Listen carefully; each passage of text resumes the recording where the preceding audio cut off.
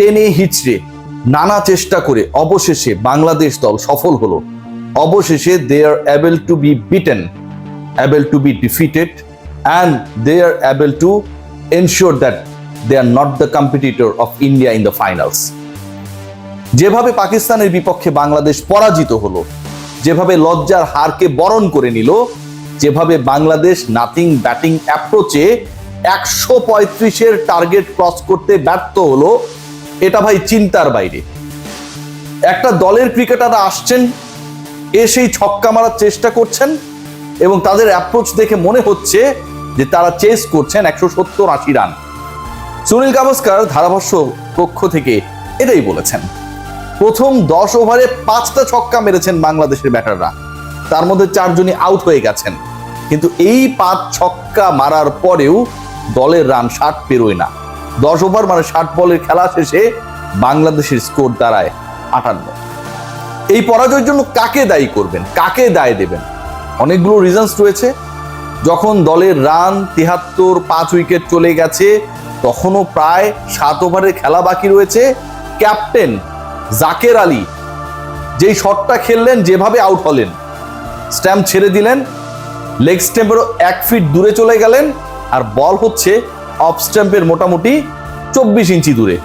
জোর করে ব্যাট চালিয়ে যেভাবে ক্যাচ তুলে আউট হয়ে গেলেন, তিনি কি করতে চাইছিলেন কেউ বুঝলো না। অথচ ওই জায়গাটায় শামীম হোসেন পাটোয়ারির সাথে জাকের আলী অনেকের আরো অন্তত 3টা ওভার ক্রিজে থাকাটা মহা গুরুত্বপূর্ণ ছিল। খেয়াল করে দেখুন, তাওহিদ হৃদয় 10 বলে 5 করেছেন, শ্রীলঙ্কার বিপক্ষে একটা ম্যাচ জিতিয়েছেন, আমরা একদম তাকে মাথায় তুলেছি। এরপরে তাওহিদ হৃদয় যেন সবকিছু করার, অন্তত নেক্সট 10 ম্যাচেসে করার ফ্রি লাইসেন্স পেয়ে গেছেন। আগের বলে শাহিন শাহ আফ্রিদির আগের বলে অলমোস্ট সাইফ হাসানকে রান আউট করে দিচ্ছিলেন, তার পরের বলে ছক্কা মারতে গেলেন, তিনিও আউট। শাক মাহেদিকে নাম্বার 4-এ নামানো হলো। বাংলাদেশের ব্যাটার একজন কম, দ্রুত 2 উইকেট চলে যাওয়ার পর নাম্বার 4-এ কে নামবে? তাওহিদ হৃদয় তো promoted two number 3, Liton Kumar Das নেই। তিনিও যখন আউট হলেন, ওই একই তাগিদ, ছক্কা মারতে হবে, হিরো হতে হবে, সুপার হিরো হতে হবে, একাই ম্যাচ জেতাতে হবে, নায়ক হতে হবে। পারভেজ হোসেন ইমন, তানজিদ হাসান তামিমকে বসিয়ে রেখে তাকে আজকে যে সুযোগটা দেয়া হলো, সেই সুযোগ তিনি এমনভাবে কাজে লাগালেন, 0-র বিশ্ব রেকর্ড গড়ার পথে কোনোভাবেই যেন কেউ তাকে আটকাতে না পারে। এরকম একটা সিচুয়েশন যেখানটায় আমাদের বোলিং ডিপার্টমেন্ট পাওয়ার প্লেতে পাকিস্তানকে অ্যালাউ করলো মাত্র 27 রান দিতে, যেখানে আজকে 3 পরিবর্তনের একাদশে ফেরা তাসকিন আহমেদ বোলিং ইনিংসের প্রথম ওভারই উইকেট নিয়ে নিলেন, সাহিবজাদা ফারহান ফিরে গেলেন।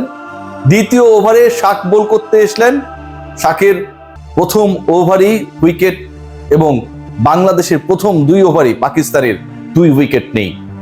সেই সিচুয়েশন থেকে শুধু মনে হচ্ছিল যে বাংলাদেশের বোলিং ডিপার্টমেন্টের যেন কোচের দায়িত্বে চলে গেছেন উৎসবের জাহিদ হাসান। এত কিপ্টে bowling, Pakistan batting line up কাঁপছে। 10 ওভার শেষে দলটার স্কোর দাঁড়ালো 46। অর্থাৎ আমরা যদি বল হিসাব করি, 10 ওভার 60 বল, পাকিস্তানের রান 60 বল থেকে আরো 14 কম।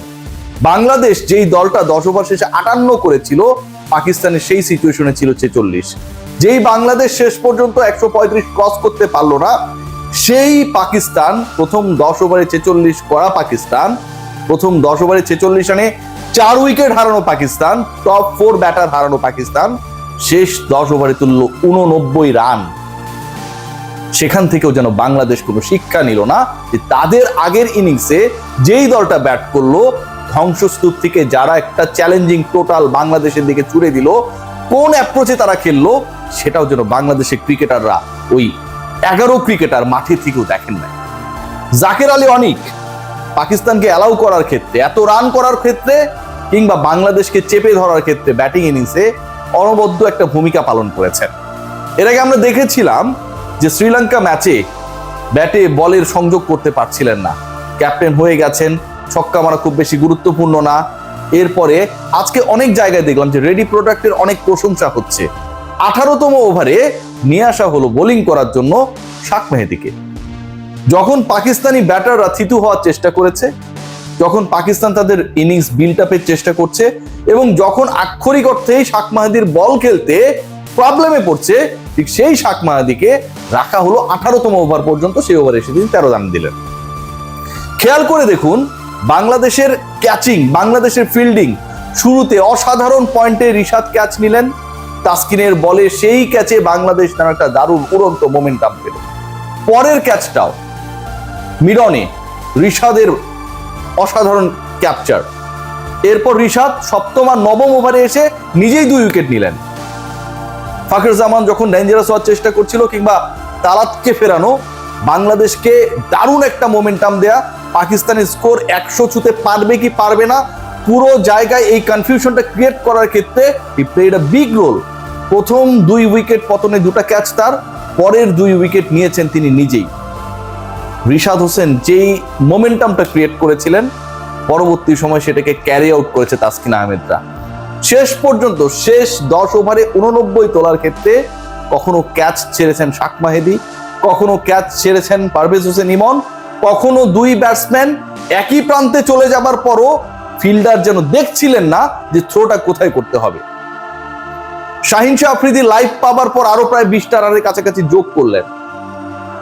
বাংলাদেশের এগেনস্টে এই রানগুলোই আসলে শেষ পর্যন্ত ডিসাইডার হয়ে গেল।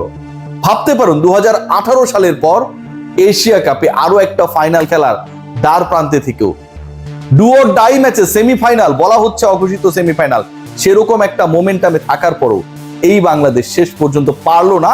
শুধুমাত্র দলের থেকে ব্যক্তি স্বার্থ, দলীয় স্বার্থের ঊর্ধ্বে গিয়ে সুপার হিরো হবার প্রবণতা ডুবিয়ে দিল পুরো দলকে। বাংলাদেশের ব্যাটিং দেখে যে কেউ হরকে যেতে পারে।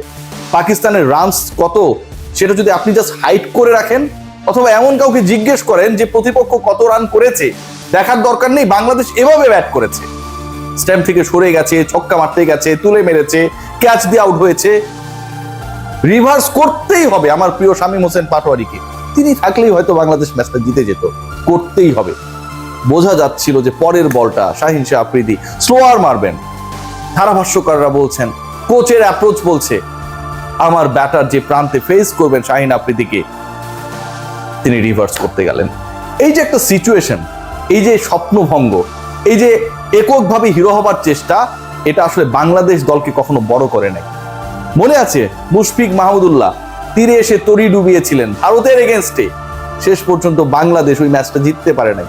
সহজ জয় বাংলাদেশ পায় নাই, সবাই সুপার হিরো হতে চায়। জাকির আলী অনিক, খেয়াল করে দেখবেন আজকের এই ম্যাচটায় যেই সময়টা তার এবং শামীম পাটোয়ারি থাকাটা খুব গুরুত্বপূর্ণ ছিল। ক্যাপ্টেন হিসেবে খেলছেন, দায়িত্বের জায়গাটা কত বেশি ভাস্ট।